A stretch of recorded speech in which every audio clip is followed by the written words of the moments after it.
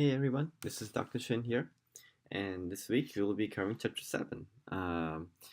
If you were to step back and take a broader overview look at the topics that we'll be covering for the next couple of weeks, you'll see that we'll be covering different formats of items, basically, ranging from, like this week, short answer and completion items to portfolios and interviews.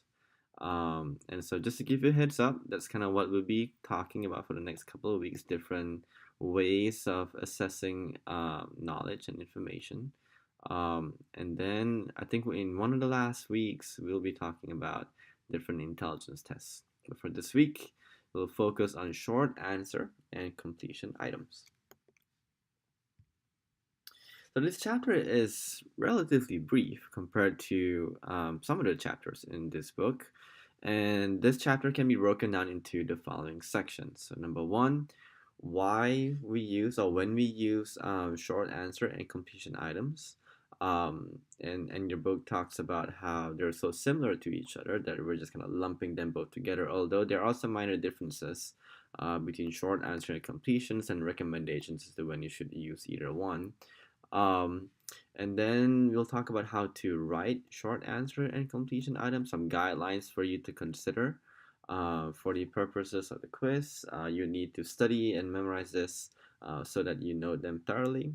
And then the last two things that we'll be talking about will be the advantages and disadvantages of short answer and completion items. And these things will be important for you to know for the exam too. So, right now, let's talk about when we use short answer and completion items, what they look like, and how to write them. So what are short answer and completion items? Well, as their name suggests, they're generally short in structure and require a short answer as well. So when do we use them? Well, we use them almost exclusively to assess lower level thinking skills. That's actually a typo over there. Let me correct that. Lower level thinking skills such as memorization and basic knowledge. We very rarely use these items to measure higher order or more advanced types of thinking.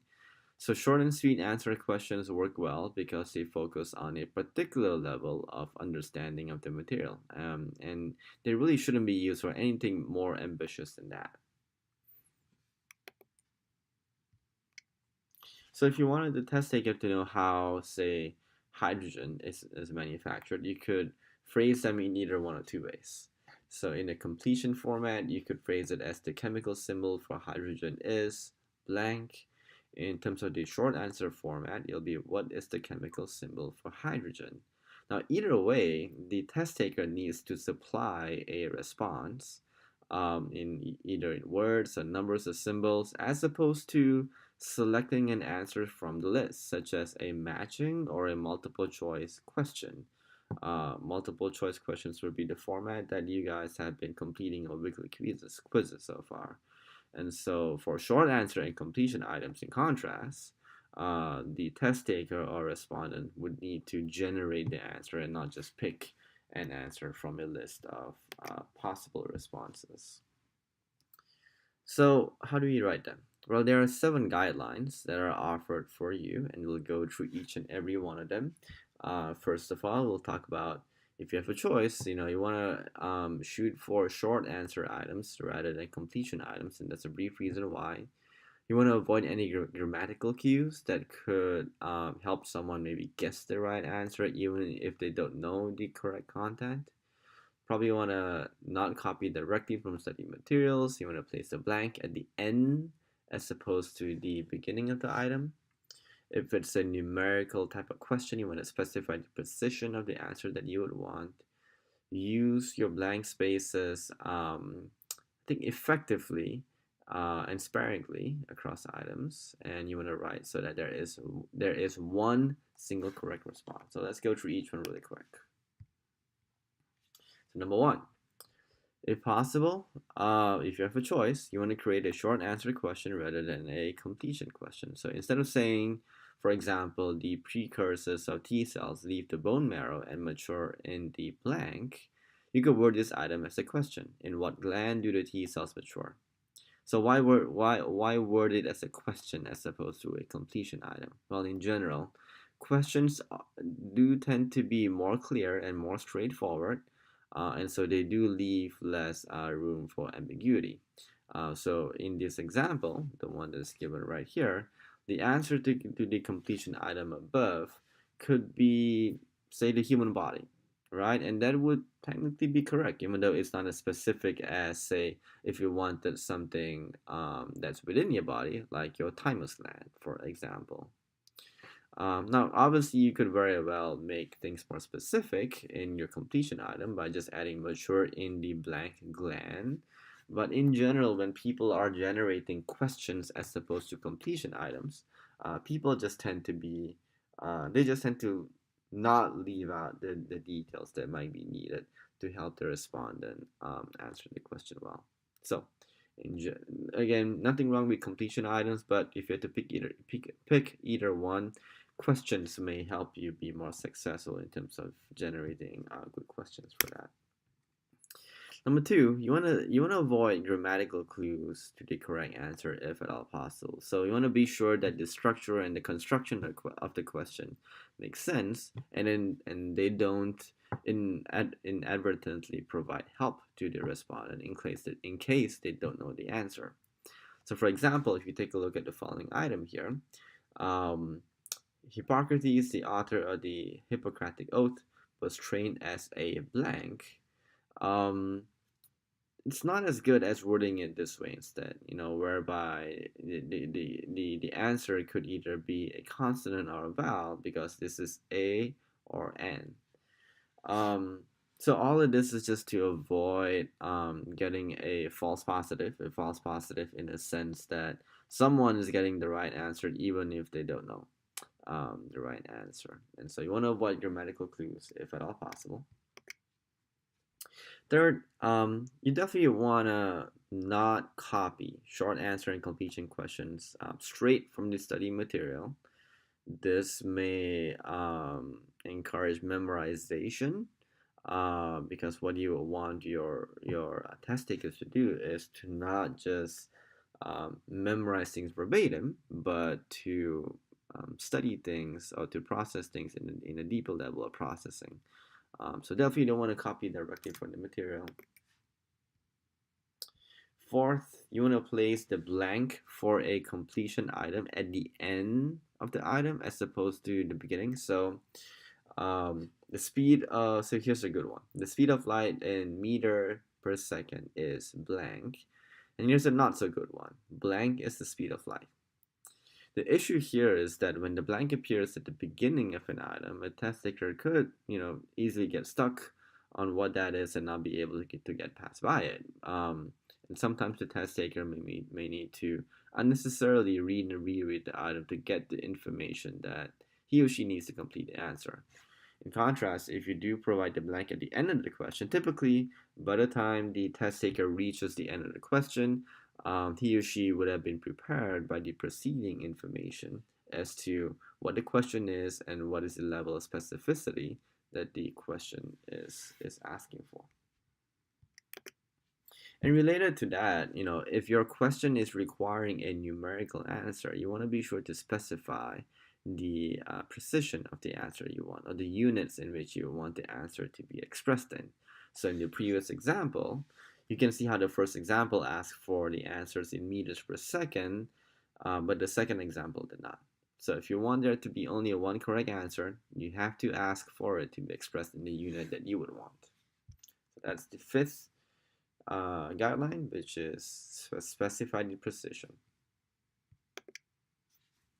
The sixth recommendation is in regards to blank spaces. So you want to make sure that your blank spaces are equal in size across the item because you don't want that to be distracting or make your test taker think that, oh, this answer is longer or this answer is shorter. You want to make sure that they're consistent, and if at all possible, you want to use them effectively or sparingly. So for example, this item right here, to is a preposition, whereas blank and blank are other parts of the speech. Now this would leave most of anyone confused. The second one would be much better, where to is a preposition, where other parts of speech that sound the same are blank and to. Now, this one gives you a little bit more context as to what the question is asking for. To is a type of preposition that functions in that manner.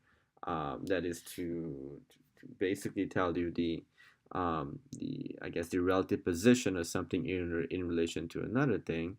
Whereas there could be other parts of a speech or a sentence that sound the same as to, such as the number two or TOO as opposed to two. Um, so use your blank spaces consistently. Well, this one is consistent, which is good, but you also want to use them sparingly as well, or use them effectively too. So be strategic, essentially. All right, last but not least, short answer and completion items should be written so that there's only one single and brief answer that is correct.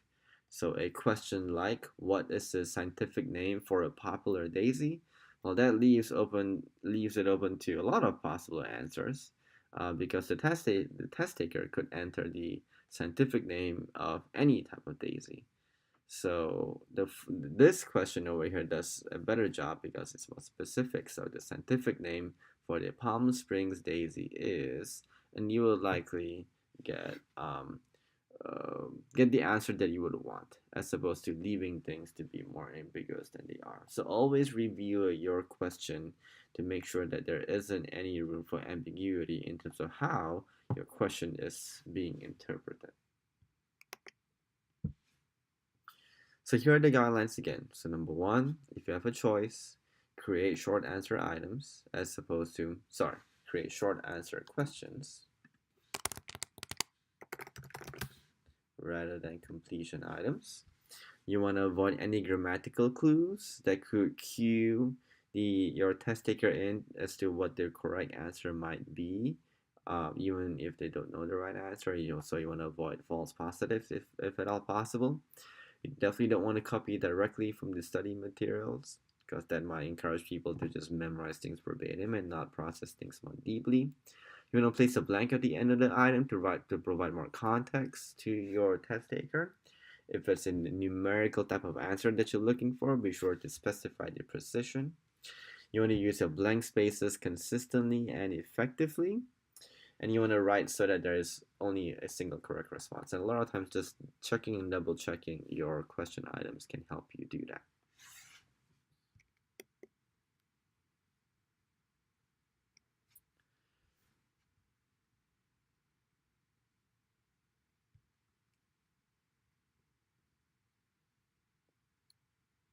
Okay. So before we go into the advantages and disadvantages, I do want to point out that for your second quarterly assignment, you will be asked, I think, to come up with 5 different examples of how you could violate 5 of the 7 guidelines that we just discussed that is recommended to help make items that are effective.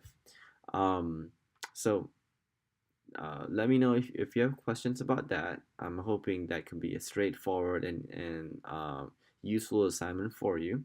And just let me know if you have questions. So next, let's talk about the advantages and disadvantages of short answer and completion items. So advantages. So what are some of the advantages of short answer and completion items? Well, there are 6 advantages that we'll talk about, and I'm gonna go through each one of them in a little bit more detail. Let's start off with the first one, which is flexibility. Completion or short answer items are fairly flexible. They can be used to assess any content area, even if they're somewhat limited by the level of information that you can test. So in other words, it's hard to think of a content area that's not fair game. I mean, ranging from engineering to art history to culinary facts. Completion and short answer items are fairly flexible. You could ask people about basic knowledge regarding any of these disciplines right here. So that's the nice thing about completion and short answer items. Number 2 is the guessing is minimized. With other items such as true false, for example, or multiple choice questions, it's easier for you to guess what the answer is even if you don't know the answer. So for example, the probability or the likelihood of being correct on a true false item is literally 50%. In contrast, the probability of getting it correct on a completion item just by chance alone, assuming you don't know the right answer, is zero, because there are no predefined options for you to select from. So guessing is minimized, and you do get less false positives on short answer and completion items compared to questions that basically require people to choose an answer from a list of options. Third, short answer and completion items are both very attractive item formats for computational items. So using 5 plus 5 equals to blank is a pretty efficient and straightforward way to find out if the test taker knows the sum of 5 and 5. Um, so short answer and completion items, they're really great because they're really useful for basic computational types of items. All right. Fourth, these items are also great or effective at measuring lower levels of cognitive ability. I mentioned this already before. This is one of the most cost-effective ways to measure just basic information that you would expect your test taker to know. And fifth, um, these items are pretty easy to write in general. If and when you need to say assess how well 100 different facts can be recalled, and you want to write 50 questions about those facts. The completion and or short answer questions are pretty quick and easy to write, and they can also be written pretty easily in a non-ambiguous and straightforward manner if you're careful and if you double check your work, and if your items are non-ambiguous, if they're straightforward, that also makes your test more reliable, since there's less room for error, because in general, short answer and completion items are pretty straightforward for you to generate. So less room for the error variance, so to speak. All right. 6, completion items allow for increased item sampling. So because completion items are easy to construct and test time is usually limited, more of these kinds of items can fit into a standard testing session. And just by increasing the number of items, that increases the sample of items that can accurately reflect the overall universe of knowledge that you are trying to assess. So if you need to update a particular test, for example, with some additional content that you would need to assess, you don't need to revise all of the other items or all the other existing items. You could very easily come up with more items that can increase your item sampling. So those are the 6 reasons why. So they're fairly flexible. You can use them in almost any type of content area. It is minimized compared to other types of question formats in terms of guessing. Short answer and completion items are also very attractive for basic computational types of items. You just got to remember to specify the precision in which you want your items to be. They do a very good job of effectively measuring lower levels of cognitive ability. They're fairly easy to write in general. And you could also increase the item sampling if and when you need to do so, and that doesn't require too much effort or resources. Now let's talk about the bad news. So the downsides to using short answer and completion items. Specifically, there are 4 disadvantages. First, there's no machine scoring. So you would have to grade these kinds of items by hand, and that can be tedious and a more time-consuming task as opposed to having the robots do the scoring for you. So this is definitely one disadvantage. You need to take time out from doing other things, and you gotta spend the time to score the short answer and completion items. Second, scoring can be pretty subjective. Although you may try to create a completion item that has only one correct answer, this could be difficult sometimes. There could be other answers that might have some correct content, and then you got to figure out how you're going to grade that. Are you going to give them partial credit or no credit? You might also need to consider spelling errors and grammatical errors, which may not be related to the content per se, but sometimes the quality of the content is directly influenced by this person's ability to string a sentence together or to spell properly. Sometimes illegible handwriting can also make scoring a lot more difficult. So these are just some of the disadvantages of short answer completion items. Third, I've already mentioned this. You can't really assess advanced types of thinking skills.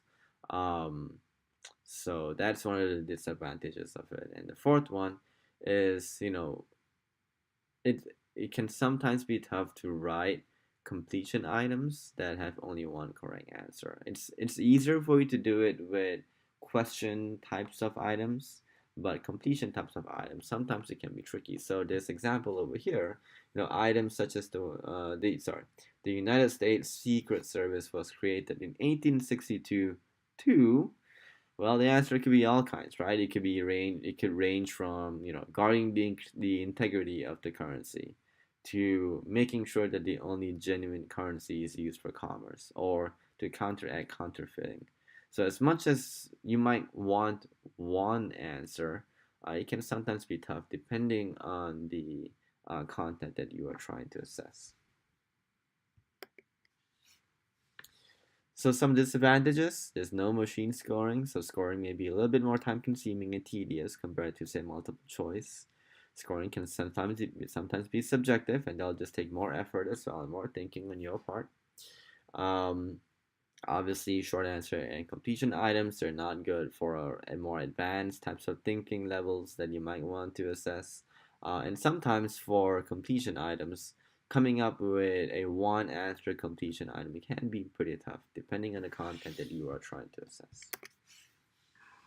So there you have it. We talked about when we use short answer and completion items, what they look like. We talked about how to write them. There were like 7 different guidelines, and that's going to be relevant to your quarterly assignment as well. And then we talked about the advantages and disadvantages of short answer and completion items. So be sure to study these things thoroughly. Let me know if you have questions about your quizzes or the quarterly assignments, and we'll just go from there. All right, take care. Bye bye.